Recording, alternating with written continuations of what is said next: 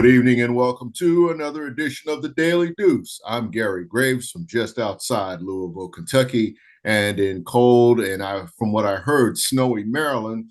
My longtime friend John Webster. How you doing, John? Hey man, doing great. Yeah, they told you it was snow, but it was really fake snow. They had them going to school 2 hours late today for the little powder that fell on the ground. But anyway, I digress. It is very cold, but another thing for sure, another great week in sports, and I can't wait to dive into it, man. Yeah.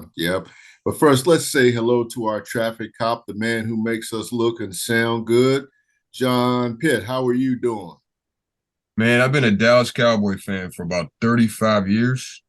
And since we have been to a Super Bowl, this feels different. I don't know about you guys, but it just feels different. I think Dallas is back. I can't wait to have Dante back on the show. Yeah, that's a good way to set up our first and probably only topic tonight, depending on where it goes.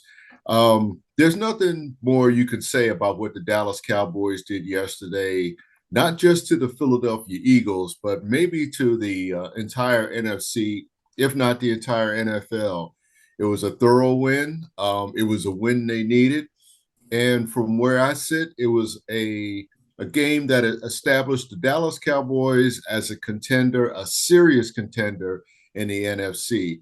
I'm not ready to say that they're the best team in the NFC, but they're playing the best football right now because as long as the San Francisco 49ers still hold wins over the Cowboys and the Eagles, they right now are NFC East champs as far as I'm concerned. And with the game coming up against Washington, how that's going to end up for the Commanders. Well, first, let's give a congratulations to the Washington Commanders because they won yesterday. Oh, that's right. They sure did. I almost forgot about that. They won by not playing. That's right. I mean, you can't, when you play bye week, man, it's just like, I mean, it's just no lose, no, a no loss situation or But win-win on, situation. but on a serious note, Don't you love our sarcasm? Dallas looked really good. Congratulations to them. They played a great game. I, Pitt was asking me earlier, did San Francisco give a prescription on how to beat Philadelphia? And I think it's a number of things. Yes, they showed how to beat Philadelphia. As you and I have talked about throughout the season, Gary, Philadelphia's defense is not the same as it was last year. Mhm. I don't think Jalen Hurts is healthy. Um, at this No, point of the year, it's hard to be totally healthy, but I think he's got a couple of bruises there.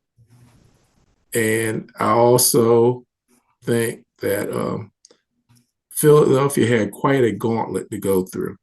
It was Kansas City, it was Buffalo, it was Dallas, it was Seattle, and I know I'm leaving somebody out, but that's quite a gauntlet. The last 4 weeks, Philadelphia has Seattle, which is next Monday night, and they have the Giants twice and Arizona. So we'll see how that plays out. yeah, Dallas has Miami, Buffalo, both on the road. They have Detroit on December 30th, and then they have the Washington Commanders, the last game of the year. So we'll see. Like I said, Dallas played well. I take my hat off to them. Nothing that I can say negatively to criticize them. I'm not going to go as far as some are going to say I can see them in a championship or I can see them in the Super Bowl. Still a week by week process. And the thing that Dallas needs to do now, you've looked good. You won some big games. You beat Seattle. You've beaten Philadelphia. Now you're going on the road for the next 2 weeks at Buffalo and Miami. You need to win at least one of those. You need to win at least one. John, I would venture that they probably need to win at least two of those games because, what you said about Philadelphia having gone through a gauntlet, and they're really showing the effects of that health wise with Jalen Hurts. Well, being hurt, no pun intended there, but um, with the defense really looking tired. That's the thing about Philly right now. They look like a tired team. They look like a team that has been through a tough stretch, and they finally have run upon that part in the season where all of those games that they were just kind of squeaking by, now you start to face the cream of the crop. And that I'm not saying that they can't hang. It's just that the timing was not good for them to just kind of scrape by these games and then have to face the best of the best in your conference. One of which was on the road, and they're showing the effects of it. By comparison, their remaining schedule is easier than Dallas's. This might be a time when you have to maybe look at scaling back a little bit for Jalen Hurts, because I think you want him fresh for the playoffs. I don't know if you really. I don't want to say waste him using him, because again, when you've got the division still in sight, when you've got a first round bye still within reach, um, not just for the first round, but home field advantage for the playoffs, that you've got to win as many games as possible. And when you're talking about three teams, Dallas, Philadelphia, and San Francisco, that are tied for the NFC, and San Francisco, of course, holds the tiebreaker. I think you have to try to win as many games as possible, but I do think you have to use discretion rather. Excuse me, still nursing kind of a itchy throat here, but you have to use discretion about how you use your quarterback. And I don't know how that will translate right now, but I do think Jalen Hurts probably could use a little break right now, if possible. Maybe not this week, but over the next 3 or 4 weeks, because you got to have him fresh. I think that team is really kind of hitting the wall.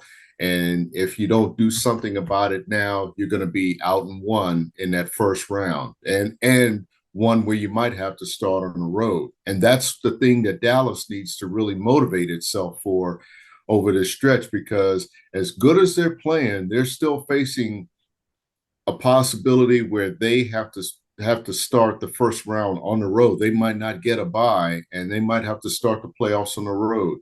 That's not what they want. So they've got to win at least two of these next three games to really have a shot at winning the division, as you predicted they would earlier this year. Excuse me. Well, it's going to be interesting coming down the stretch run with them, Philadelphia, and the 49ers. So it's going to be really interesting to see what happens. Yeah. The thing, and I've said this repeatedly about the Dallas Cowboys and their importance to the NFL. Even though you know how I feel about the Cowboys, so of course I'm not a fan, being from the area. But I still feel like the league needs the Cowboys to be not just relevant, but good and relevant, and they are, because they drive eyeballs, they drive readership, from my industry, and of course, everything that fuels sports. They definitely fuel the gambling industry, and them being successful, it's a rising tide floats all boats, definitely. And that's the thing that you can really enjoy as far as how they're playing right now. And I'm going to give them credit. We I'll say from week to week throughout this season, we have debated Dak Prescott's viability and value, and I guess where he ranks among the league's best quarterbacks. He's making his case right now. I'm trying to remember how many games now. I think it's 7 consecutive games with at least 2 touchdown passes. It's probably the steadiest stretch of his career that I can recall. And at a time when I think he was facing kind of put up or shut up, he's definitely putting up. You don't hear too much criticism of Dak Prescott now. Even when he throws a bad pass, he's throwing a bad pass to the right place. Mm-hmm. He's having a very good season. Jerry Jones came out yesterday and said, pretty much give him credit. I said a few weeks ago, I'm not going to sit and rank him active quarterback. I won't do that. But I will say I'm happy for the success he's having. Mike McCarthy took over the offense, pushed all the chips to the center of the table, said, I'm going to run it. And it's working out right now. It's working out. I still say what they're doing is very good, but they need to do it on the road against Miami or Buffalo, if not both of them. Yep, you're right. That's the thing. You've got to prove it on the road. Buffalo, I don't want to call that a trap game, but it's it's a potential trap game. I'll say it like that because say whatever about the officiating at the end of that game. Buffalo pretty much dictated the tempo of that game. You knew they were going to have to fight Kansas City off, but the point is they fought Kansas City off. They were in control. Kansas City had to play catch up to them pretty much the whole night. And that again, it was a great play, but the guy lined up offside, and I keep hearing all this stuff. Well, they don't call that penalty that often or whatever. Well, that's more on the officials, but at least they got it right this time. And everybody say, well, it ruined a perfect play. Well, the refs don't know that it's going to be a perfect play in a situation like that. They just have to call the game as they see it. But from my viewpoint, it's not so much about that last play. It's about the fact that Buffalo put some urgency on Kansas City again. And when I say again, it's Kansas City has faced more than its share of urgent situations. Do I think that they're down? No. Obviously, in that division, there's still a game up on Denver. Yes, Denver, but they are still a team that you have to reckon with come January. And I think that every Super Bowl champion goes through that stretch or goes through that following season where the playing field is a little bit more level for everybody else. They've kind of figured out some things, and of course, part of the post game commentary I heard was like, what could they have done if Eric Bieniemy is there? Well, you can't really worry about that right now. You play with the cards that you're dealt, and they, again, they're not down. I mean, they're not down, they're not out, but they're hurting right now, and they got to figure out a way to pull it together because. Say whatever about receivers dropping passes, and they continue to drop passes. That in terms of how they're just executing, that's the biggest problem. And I would say, some of the finger pointing should be at Patrick Mahomes as well. They're struggling. It's not unusual to see a team coming off a Super Bowl championship to struggle the next season. As long as they have Mahomes back there, I'll take my chances with him. Mm-hmm. So Darius Toney needs to be able to look down at the yard markers from now on and get his foot in the right position. I told somebody earlier today, referees owe you nothing, absolutely nothing. Mm-hmm. So you can ask them if you're lined up right, but you can't assume they're going to tell you that they aren't there for that. They're there to officiate and call grievances against both teams or penalties against both teams. I still say they let Juju Smith-Schuster go. Nothing you can do about it now, but I really think that would help them in their receiving core. They and yesterday, and let's not forget this, Pacheco didn't play. He's very important. And if he plays, then Hilaire goes back to being a third down back instead of an every down back. Mm-hmm. Should have won the game. Shouldn't have come down to that. You know, the pass that Kelsey completed to Tony. Again, if Tony lines up correctly, it's 24-20. But who knows if that would have won the game? You're giving Josh Allen a minute and some change to go down the field and get a touchdown. Who knows? Yeah. Yesterday, you know, that game, well, there were several games this weekend that really, I think, kind of established some quarterbacks as making a case for their teams. Josh Allen with Buffalo is one. I mean, remember, we had them written off like 2 weeks ago, and they have won consecutive games. And if you're the Miami Dolphins, you can't look past them. I mean, you can't, you still, that's the team you still have to hold off. If you plan on winning the AFC East, they are still a factor there. And I dare say you got to keep an eye on the New York Jets, John. What do you think about that? That's a team. I mean, I don't think that they're not contenders, but they can really play spoiler right now. I mean, I guess. I just don't. They won yesterday. I don't think Aaron Rodgers is going to play anymore this year. Oh no, And I, no, that and I that that just ship don't. has sailed.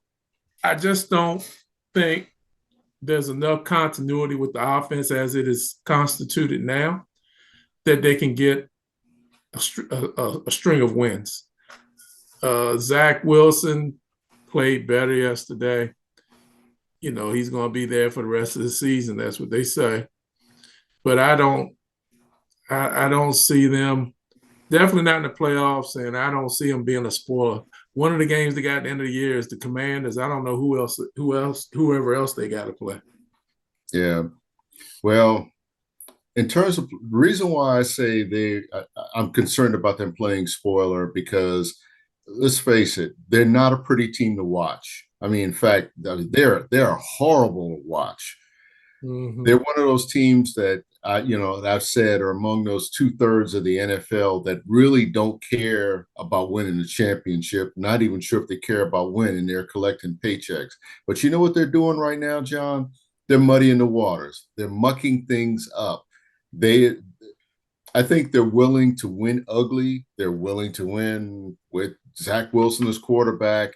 Again, this is not to give them a whole bunch of credit or anything else like that, but I'll say that they probably understand their limitations, and I think they're just trying to really work them and be competitive with with what they've got, and they're succeeding to a point. Whether it turns into a 500 record remains to be seen. I've watched the Jets enough just to think that that every time I want to put my hope in them, they let me down.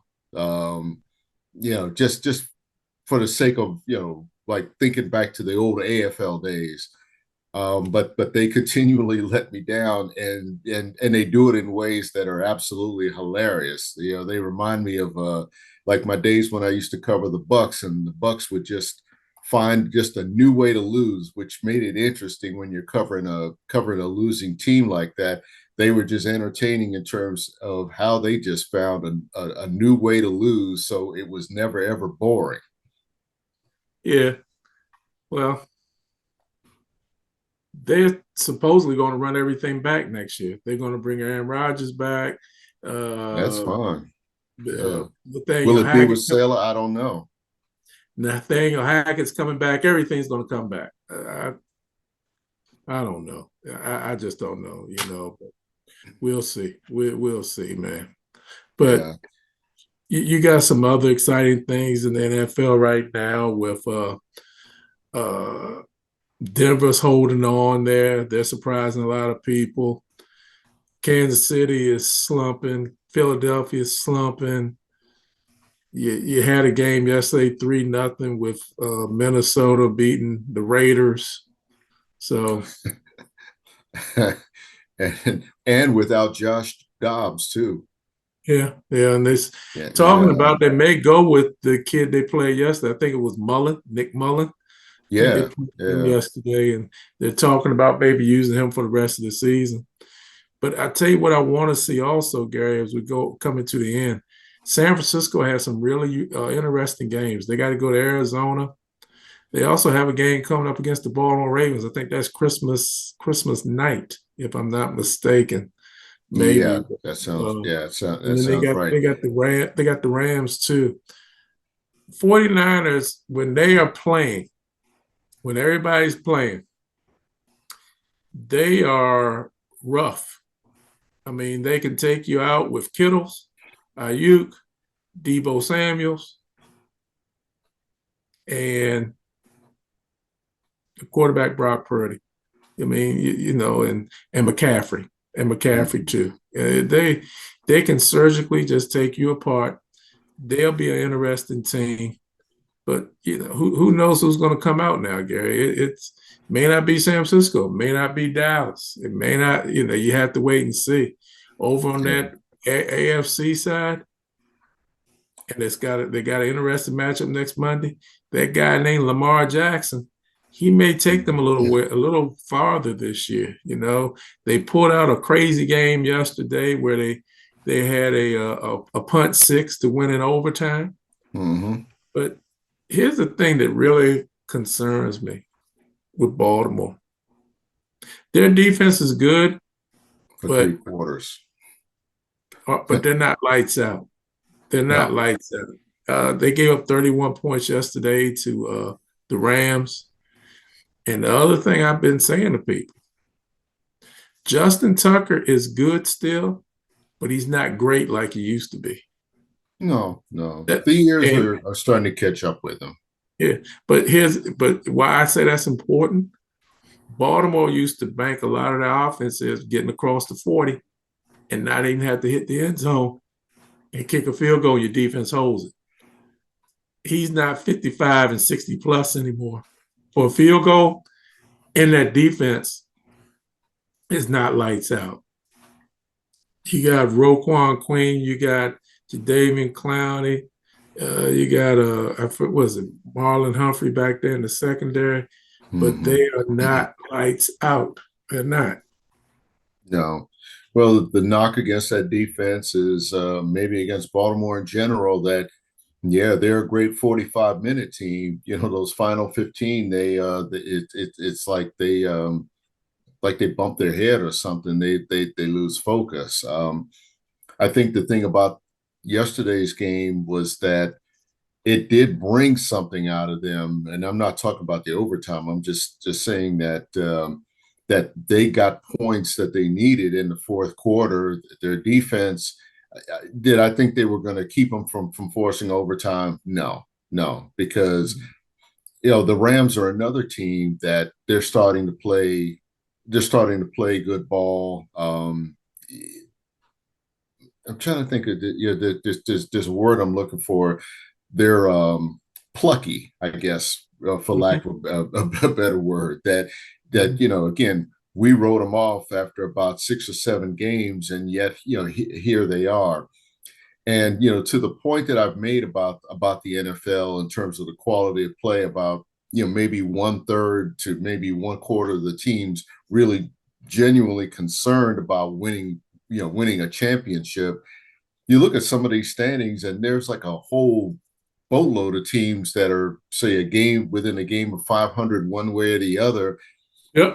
which makes it worth watching. It again, you might have to hold your nose, but you can't just like look past any team right now, unless of course maybe it's the Commanders, and even I have to qualify that because at some point they're going to get up for whoever they're playing because they've been that kind of team. Well, at times they've been that kind of team. And that's the thing about San Francisco, as we wrap up, that as much for all those weapons that you mentioned with the 49ers are a team that when they have to, when the lights on the biggest stage, yeah, they are the best team in the league. It's when they're that playing that that second tier opponent or something, and they're not the premier game of the week. Those are the kind of games that they lose, and that's what they can't afford if they want to get home field advantage throughout the playoffs. If they'll win the division, but they've got to think about the bigger things, which means they've got to be dialed in for everybody, even the low lights or low lights of the NFL, so to speak. Totally agree with you, man. Totally agree with you. Yeah. But with that being said, man, go ahead and take us home, man. Well, this is an abbreviated edition because, of course, we've got two Monday night games we got to keep track of, one of which is with my Green Bay Packers. I got to represent, man.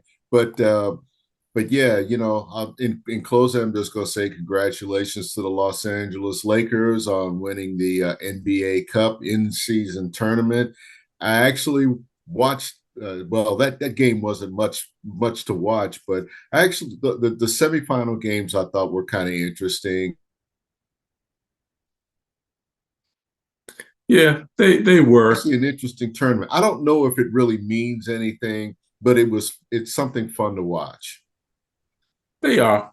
It's something really different. The NBA is trying to get another audience involved in the games as well. And it's great that the Lakers won because the Lakers and Celtics, again, love them or hate them, you need them to be relevant. You need them to Mm-hmm. be relevant. And that's what we got. More sports. Bowl season starts this weekend. We got bowls to watch. Saturday football for the NFL starts this week. We got those Mm-hmm. 3 games to watch. College basketball's on Saturday and Sunday, men's and women's. It's a great time, and hockey as well. To watch Mm-hmm. sports, watch it during the holidays, enjoy yourself, and we're going to see y'all again real soon. Take care.